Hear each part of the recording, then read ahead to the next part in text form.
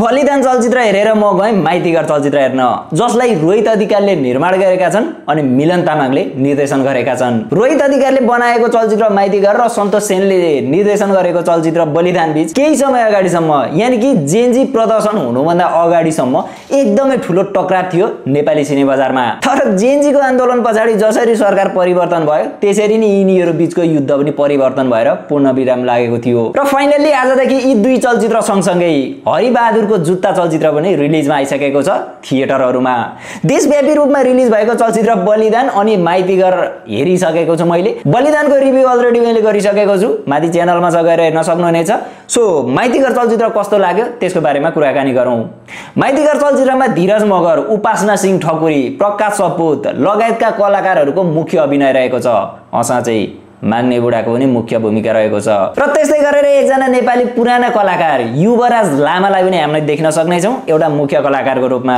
त्यस्तै गरेर बुद्धि तामाङ लगायतका अन्य थुप्रै कलाकारहरू जस्तै कि नयाँ एक्ट्रेस श्यामाश्री शेर्पालाई पनि देख्न सकिनेछ। यिनीहरू सबैको कलाकारिता एकदमै परफेक्ट देख्न सकिन्छ यो चलचित्रमा। अब कुराकानी गरौँ माइतीघरको स्टोरीको बारेमा।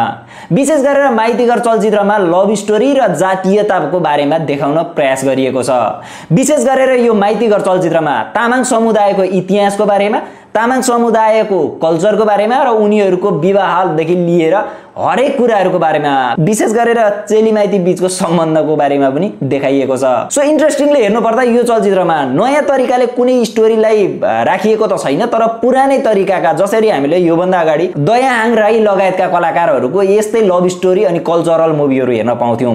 तर यसमा भने केही कुराहरू फरक देख्न सकिन्छ, जस्तै कि सामाजिक सन्दर्भमा हेर्नु पर्दा तामाङ कल्चरमा हुने विवाहको बारेमा अनि तामाङ कल्चरको इतिहासको बारेमा, नेपालमा तामाङ कल्चरहरूले कुनै समय राज गरिएको त्यो राजकीय बारेमा लगायतका विषयमा एकदमै परफेक्ट तरिकाले देखाउने प्रयास गरिएको छ।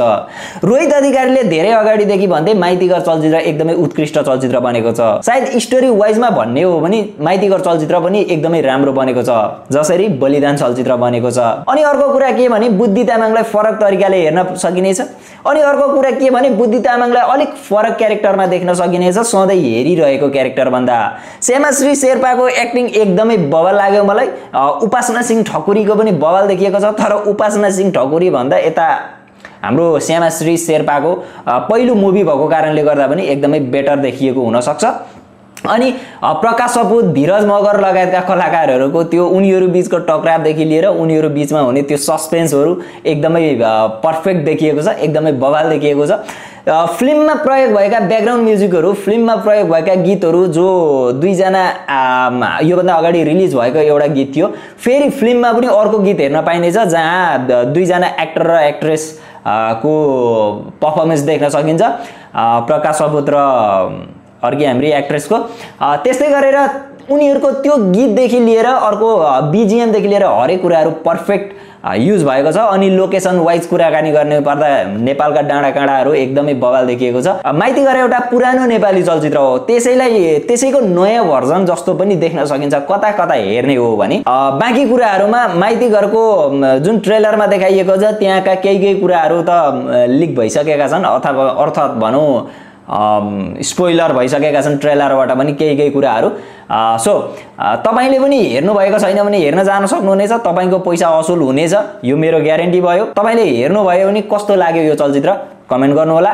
अनि त्यसपछाडि हाम्रो च्यानलमा नयाँ हुनुहुन्छ भने अनि बलिदानको रिभ्यूलाई हेर्नु भएको छैन भने माथि च्यानलमा छ, चेक गर्नुहोला। च्यानल सब्स्क्राइब गर्नु भएको छैन भने च्यानल सब्स्क्राइब गर्नुहोला। अर्को भिडियोमा भेट हुने नै छ। नेपाल आमाको जय।